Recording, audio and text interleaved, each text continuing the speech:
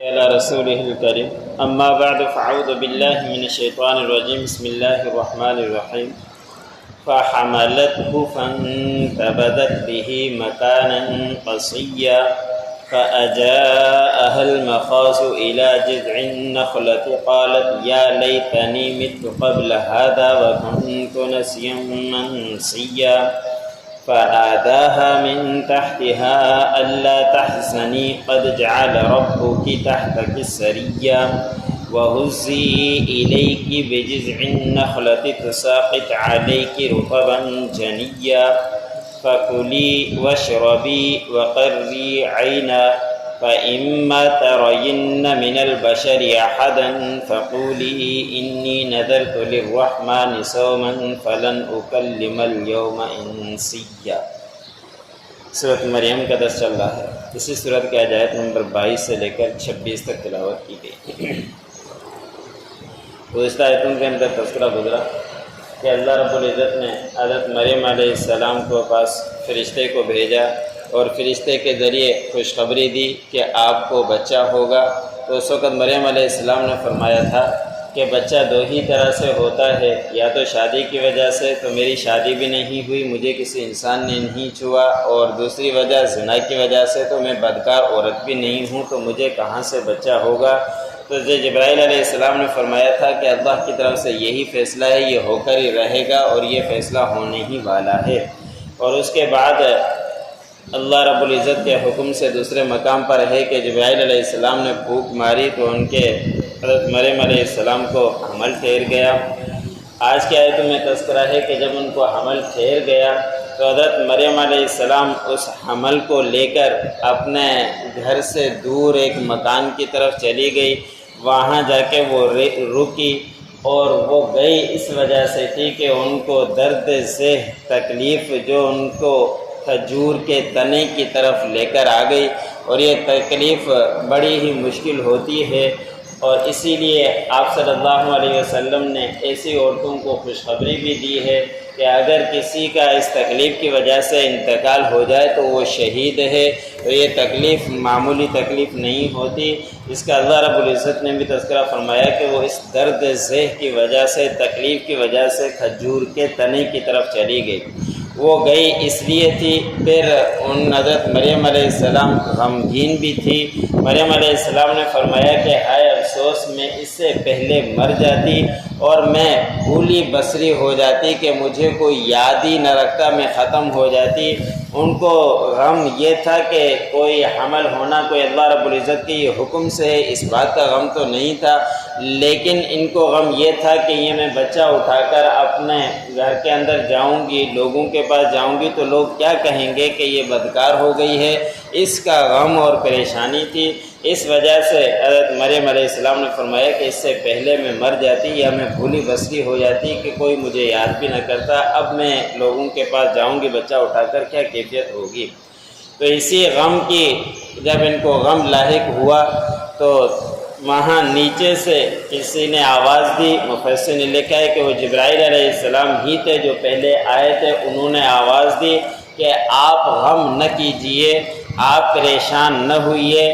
آپ کے پروردگار نے آپ کے نیچے ایک چشمہ جاری کر دیا ہے۔ اس وقت کوئی اور بھی نہیں، پریشانی اور جن چیزوں کی ضرورت ہوتی ہے سامان کی وہ بھی وہاں کوئی مہیا نہیں ہے، تو اور بھی زیادہ پریشانی ہو رہی تھی۔ تو جبرائیل علیہ السلام نے فرمایا کہ آپ کے نیچے اللہ رب العزت نے ایک چشمہ جاری کر دیا ہے، بس آپ اور دوسرا کام آپ یہ کریں کہ اس درخت کے کھجور کے تنے کو ہلائیں۔ اب اس وقت کی کیا کیفیت ہے، ایک تو درد ذہ ہے، پریشانی ہے، پھر پانی کا تو مہیا کا انتظام ہو گیا، کھانے کے لیے کسی چیز کی ضرورت پڑتی ہے، اور وہاں پہ گرم چیز کھانے کے لیے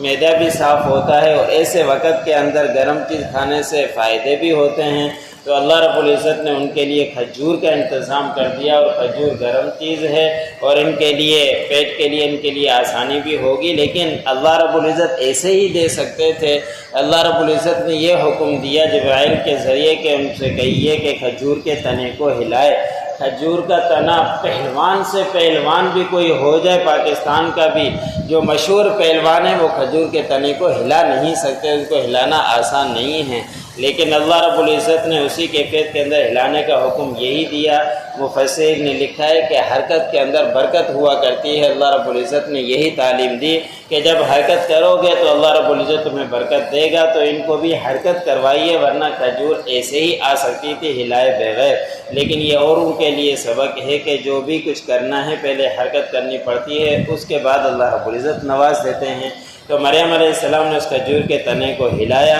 تو اس کے اوپر تازہ کھجوریں گرنا شروع ہو گئی، جسے حضرت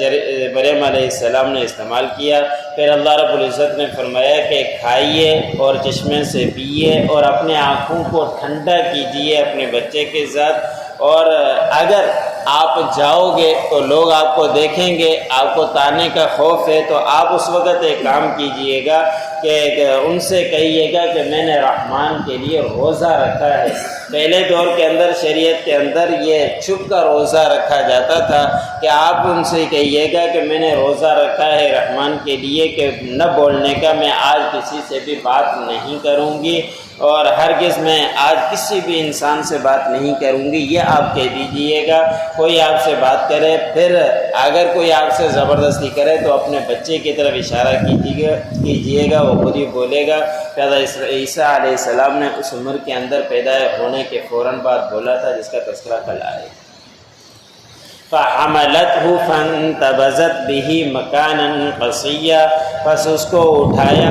اور الگ ہو گئی اس حمل کے ساتھ دور کے مقام کی طرف۔ فَأَجَاءَهَا الْمَخَاضُ إِلَى جِذْعِ النَّخْلَةِ، پس اس کو لے آیا درد ذہ کھجور کے تنے کی طرف۔ قالت یا لیتنی مت قبل هذا وكنت نسیا منسیا، حضرت مریم علیہ السلام نے فرمایا کہ ہائے افسوس میں مر جاتی اس سے پہلے، اور میں ہو جاتی بھولی بصری۔ فناداها من تحتها الا تحزنی، پس اس کے نیچے پکارا ان کو کہ آپ غم مت کیجیے۔ قد جعل ربک تحتک سریہ، تحقیق آپ کے پروردگار نے آپ کے نیچے ایک چشمہ بنا دیا، چشمہ جاری کر دیا۔ وَهُزِّئِ إِلَيْكِ بِجِذْعِ النَّخْلَةِ، اور ہلائیے اپنی طرف کھجور کے تنے کے ساتھ۔ تُسَاقِطْ عَلَيْكِ رُطَبًا جَنِيًّا،